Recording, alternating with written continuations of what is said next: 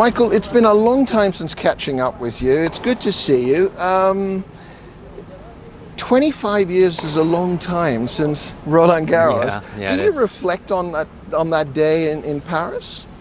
I mean, I don't really think about it all that often, unless, I get asked about it or somebody approaches me. The kind of the funny thing is that every now and then I'll get somebody that will say, hey, I was there, during one of your matches at the French in '89. So every now and then I get a chuckle out of that, because it's happened so long ago. But, obviously, it's a tournament that, is probably one of the, for my career, probably one of the most defining moments of my career. So, it's hard to not talk about it at times whenever I talk about my tennis, and but for me, I don't mind. It's been a long time, but in certain aspects it does seem like just yesterday. Yeah, well, I was going to ask, does it actually seem like just yesterday? Yeah, I mean, and think in certain aspects, I think whenever you have something that happens in your life that's very special, very poignant, very unique, a lot of those memories stay very vivid and stay very etched in your memory, and certainly there are a few particular events in '89 during those couple of weeks that that obviously stand out. What was it? I think 58 finals, 34 titles. And obviously that Roland Garros trophy would be the pinnacle of it all. Where do you have that trophy? The trophy is actually at my parents' house. I don't have very many trophies in my own house. All my big trophies are at my parents' house, and something that I think they're obviously very proud of, but they're next to other trophies as well. I mean, they're next to my little niece's trophies, winning junior tournaments, next to, close to a lot of family pictures, so most of my trophies are at my parents' house. Yeah, I mean, and now on the other side of the fence, how does it feel being on the other side and not being able to do anything in a match and be sitting there courtside watching Kei Nishikori play? Yeah, I mean, it's it's kind of, it really depends, obviously, how the match is going. If Kei's doing, playing well and everything's going right, then, it's pretty easy to watch. I think for the most part, I think having been a player, that everyone else on the outside, can't really do anything for you. They can only try to encourage you and try to, support you as best as they can. I know that my job's done once Kei walks out there on the court, and but it is frustrating at times. Obviously, as a coach, you see certain things that you don't necessarily see as a player, and I know that just now, having been on both sides of of those circumstances. So it's a learning process, and I think you have to realize that some things can be taught very quickly, but then again, other things they need to take time. And but it's been great working with Kei. He's a hard worker, he's very, very talented, and he's been having a great year so far. In one sense, do you feel, oh my gosh, this is what I put my brother Carl through, my mom and dad through when I was playing matches? Yeah, I mean, you definitely have a much better, stronger appreciation for what your coaches have done. Obviously, for what Carl has done for me over the 12 years that he has coached me, and my mom and dad as well. Having gone through juniors and watching all of these matches is very, very different watching than it is playing. It's almost easier playing in certain aspects, but definitely certain. A lot more appreciation. I've gone back and I've told them that now. Actually, having been a coach, know the hard work that they've done, both on and off the court, and that's it takes a lot. It takes a lot more. People think it's just about coaching and saying, hey, you need to do this on your forehand, you need to do this on your backhand, but it's a lot more than that. It's taking care of your player's attitude, focus, mentality. Strategically, obviously, there are technical things that you need to work on, some physical aspects, and then obviously tying all of those in, and on top of having a certain mindset of wanting to go out there and be the best. Kei has obviously expressed that to me. If he were just to say, hey, I just kind of want to be a top player, but it's not really my goal to be one of the best in the world, then I probably would have said, okay, well, you're kind of there already. You really don't need my help. So, we have a pretty good understanding, and it's been going well. Is that why you decided to go with Kei? Because he has got that drive, and do you see a little bit of you in him? Yeah, I mean, it's I think obviously him wanting to accomplish bigger and better things. The last couple of years his ranking's been kind of in that 15-16 range, and he hasn't really been able to break into the top 10. So obviously one of the goals was to break into the top 10 and get to the semifinals of at least one Grand Slam, and also be able to get to the season-ending World Championship. So something we're striving to accomplish over the next month and a half. But I think probably one of the greater things for me in working with Kei and wanting to take this position, after he said, hey, after he said, hey, would you entertain this, is that there really haven't been that many Asian male tennis players that have done well on tour. Outside of myself, Paradorn Street Japan was in the top 10 briefly. Outside, there haven't been a whole lot of other players that have really, gotten to the higher, echelons of tennis. And, Kei's done that over the last couple of years, and I felt like, hey, this might be a once-in-a-lifetime opportunity, to have an impact in a positive way, to be able to get him to go to the next level, and to be able to teach him some things that I've learned, through my experience and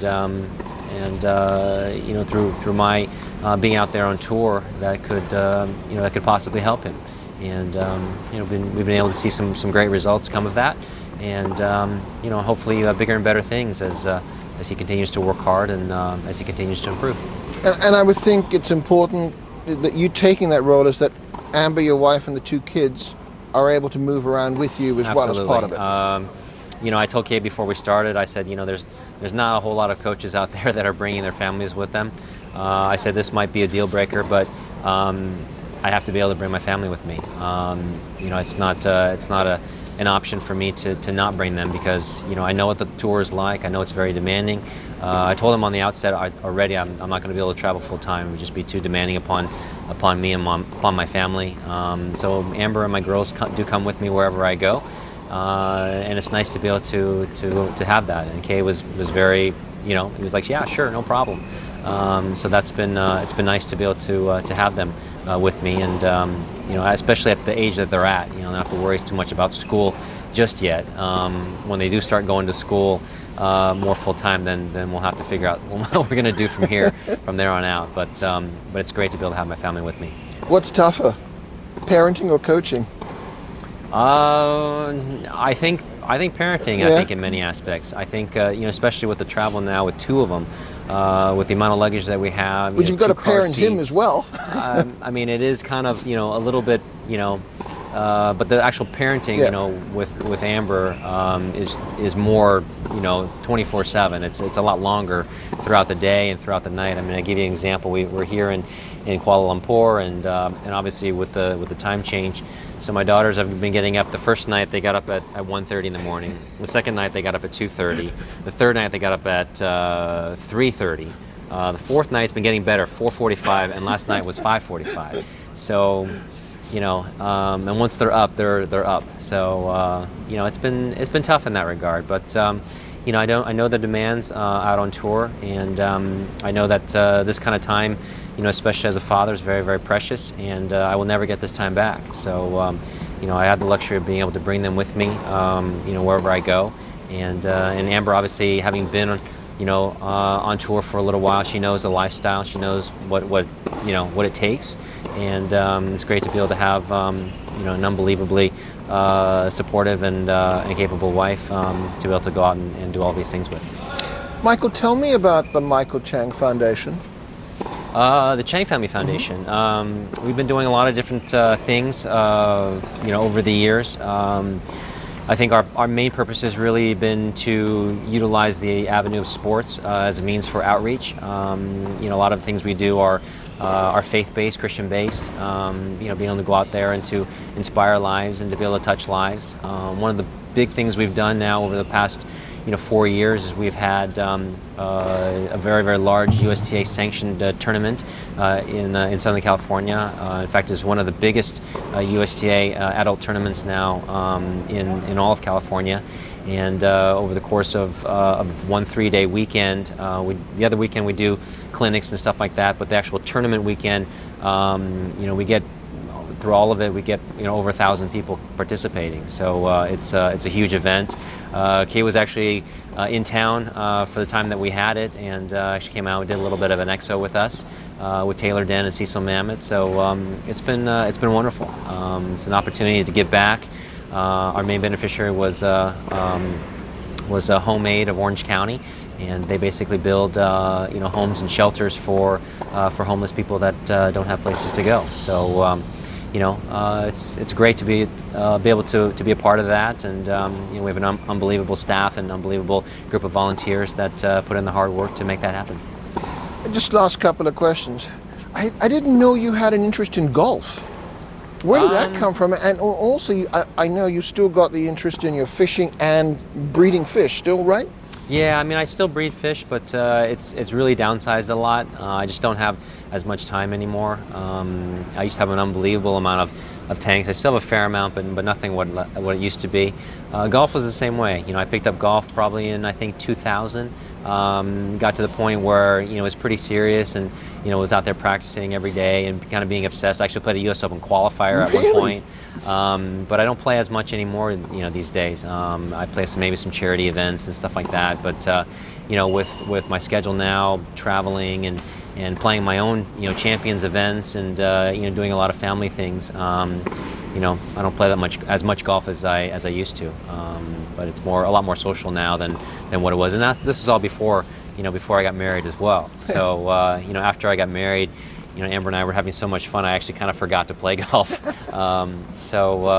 Yeah, but it's it's nice to be able to have some outside interests, periodically be able to do those things and still enjoy them. Last one. You're looking very content, very happy with life, and I think my thinking is that you probably wouldn't want to change anything right now. Well, I think that I think it's a mentality of knowing that things will always change. I realized that now over the past probably 5 or 6 years, more so than I have throughout any other time in my life. Just knowing that you go through different stages of your life. From being single to being married to having kids, and then now obviously the coaching relationships, some foundational things taking different pathways, so things are always constantly changing. I think for me, when it comes down to it, still knowing that my faith in the Lord still takes first precedence in my life, but knowing that, hey, I have all of these different adventures, and I'm able to share that with family. That to me is huge. I can do a lot of different things and be successful in a lot of different areas, but if I'm not able to take care of my family and enjoy life with my family, it's just not the same. And I would never want to sacrifice that aspect in order to see some other aspects, be successful. To me, it's just not worth it. So I have the luxury now, as you said, to be able to enjoy both, and that's pretty important to me. And it's certainly makes for for a lot of things to smile about and a lot of things to be thankful for. Michael, it's good to catch up with you again. Thanks very much. Thanks, Greg.